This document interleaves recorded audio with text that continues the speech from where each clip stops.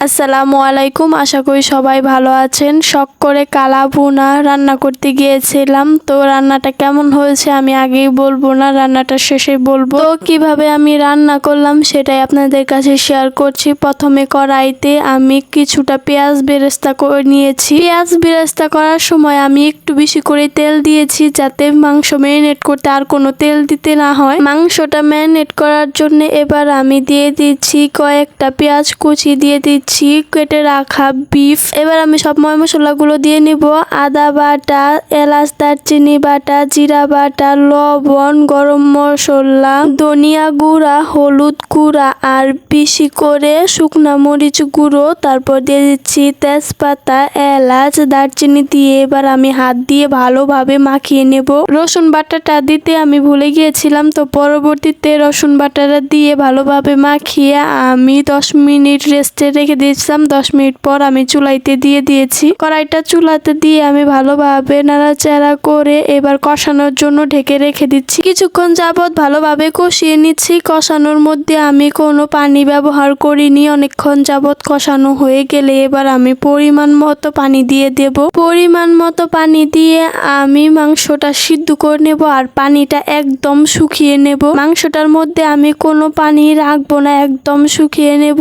এরপরে 2টা ক্লিপ আমার ডিলেট হয়ে গেছে, যার কারণে অ্যাড করতে পারলাম না। তো এবার একটি মেন কথায় আসে, আমার হঠাৎ করে কালা ভুনা খেতে ইচ্ছে করলো। তো রেসিপিটার জন্য আমি ইউটিউবে গেলাম। ইউটিউবে গিয়ে দেখলাম যে কালা ভুনা মশলা ছাড়া কালা ভুনার রেসিপি। আমার যেহেতু হুট করে কালা ভুনাটা খেতে ইচ্ছে করছে, তো কালা ভুনার কোনো মশলা বাড়িতে ছিল না, যার কারণে ইউটিউব দেখে কালা ভুনার মশলা ছাড়াই আমি কালা ভুনা রাঁধতে শুরু করে দিয়েছি। এই তো মাংসটা শুকানো হয়ে গেছে। এবার আমি সোমবার দিয়ে নিচ্ছি। সোমবারের জন্য সরিষার তেল, রসুন কুচি, পেঁয়াজ কুচি আর দিয়ে দিচ্ছি শুকনা 2টা মরিচ। পেঁয়াজ মরিচটা ভেজে আমি মাংসর মধ্যে সোমবারটা দিয়ে দিচ্ছি। তারপর কড়াইটা চুলার মধ্যে দিয়ে আমি নাড়াচাড়া করে সবকিছু একসাথে ভালোভাবে মিশিয়ে নিচ্ছি। আবারও আমি 9 থেকে 10 মিনিট ভালোভাবে রান্নাটা করে নিচ্ছি। তেলের মধ্যে মাংসগুলো সুন্দরভাবে ভেজে নিচ্ছি। এই তো আমার রান্নাটা একদম কমপ্লিট। এবার আমি নামিয়ে নিচ্ছি।